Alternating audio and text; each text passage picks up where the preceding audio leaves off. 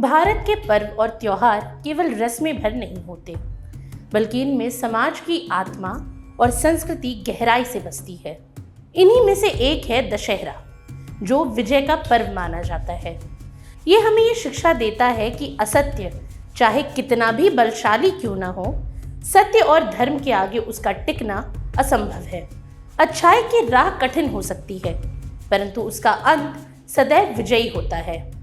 ऐसे में जब पूरे देश में दशहरा बुराई के अंत का प्रतीक बनकर दीप शिखाओं में मनाया जाता है, तब हिमाचल प्रदेश की पवित्र घाटियों में एक विशेष धुन गूंजती है, और ये है कुल्लू का दशहरा, जिसे देव महाकुंभ भी कहा जाता है।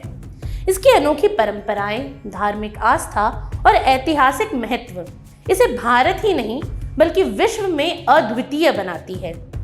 अब हिमाचल की वादियों में जब शरद ऋतु का आगमन होता है, तब आश्विन माह की दशमी तिथि से कुल्लू का दशहरा शुरू होता है। दिलचस्प बात यह है कि जब पूरे भारत में विजयदशमी का समापन हो जाता है, उसी दिन से कुल्लू में इस उत्सव की रंगत और भी बढ़ जाती है। इसे यहाँ दशमी कहा जाता है और ये 7 दिनों तक चलता है। वहीं कुल्लू दशहरे का इतिहास 365 वर्षों से भी पुराना है। इसकी शुरुआत 1660 ईस्वी में हुई थी। किंवदंती के अनुसार कुल्लू के राजा जगत सिंह से भयभीत होकर एक ब्राह्मण ने आत्महत्या कर ली। इससे राजा पर ब्रह्म हत्या का दोष लगा और वे असाध्य रोग से पीड़ित हो गए।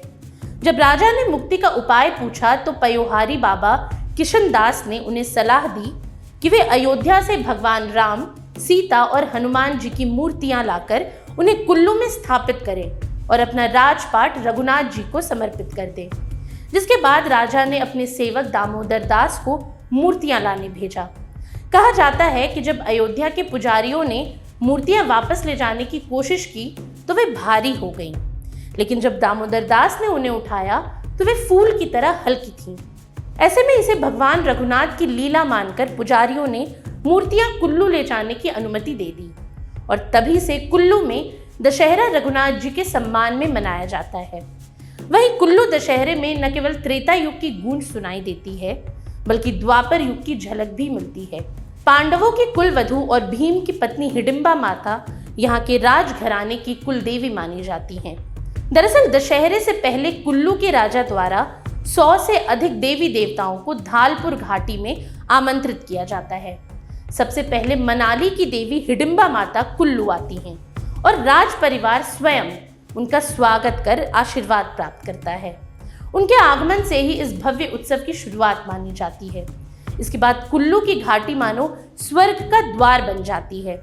सैकड़ों देवी देवताओं की पालकियां ढोल नगाड़ों और शंख ध्वनि के साथ घाटी में उतरती हैं।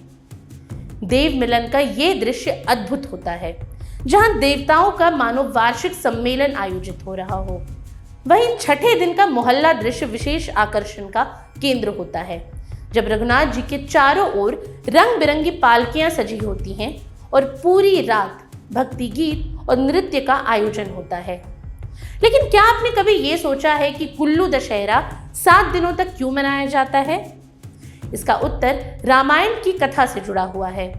मान्यता है कि विजयदशमी के दिन श्री राम ने रावण की नाभि पर तीर मारा और उसकी सेना पर विजय प्राप्त की, परंतु रावण की मृत्यु उसी दिन नहीं हुई थी। वो 7 दिन बाद अपने प्राण त्याग पाया, और इन्हीं अंतिम दिनों में लक्ष्मण ने रावण से शास्त्र, राजनीति और जीवन का गूढ़ ज्ञान प्राप्त किया। यही कारण है कि कुल्लू में दशहरा केवल विजय का प्रतीक न होकर ज्ञान, धैर्य और जीवन मूल्यों का उत्सव भी है। ये भी एक वजह है कि कुल्लू का दशहरा एक और दृष्टि से अनोखा है, क्योंकि यहाँ न तो रामलीला होती है और न ही रावण दहन। इसके बजाय यहाँ लंका दहन की परंपरा है। 7वें दिन माता हिडिंबा के नेतृत्व में रथ यात्रा होती है और अष्टांग बलि की प्रथा पूरी की जाती है, और इसे ही लंका दहन कहा जाता है। वहीं साल 1966 तक कुल्लू दशहरे को केवल राज्य स्तरीय मान्यता थी। 1970 में इसे अंतर्राष्ट्रीय दर्जा देने की पहल हुई और अंततः साल 2017 में इसे आधिकारिक तौर पर अंतर्राष्ट्रीय उत्सव घोषित किया गया। आज ये उत्सव धार्मिक आयोजन होने के साथ ही सांस्कृतिक और व्यापारिक मेल मिलाप का भी केंद्र बन गया है। लेकिन कुल्लू का दशहरा केवल रावण वध का प्रतीक नहीं है, ये आत्मशुद्धि, देव संस्कृति, ज्ञान और सामूहिक उत्सव का अद्भुत संगम है। यहाँ भक्ति और उत्सव एक दूसरे से मिलकर ऐसा दृश्य रचते हैं जो केवल देखने का नहीं बल्कि आत्मा से अनुभव करने वाला होता है।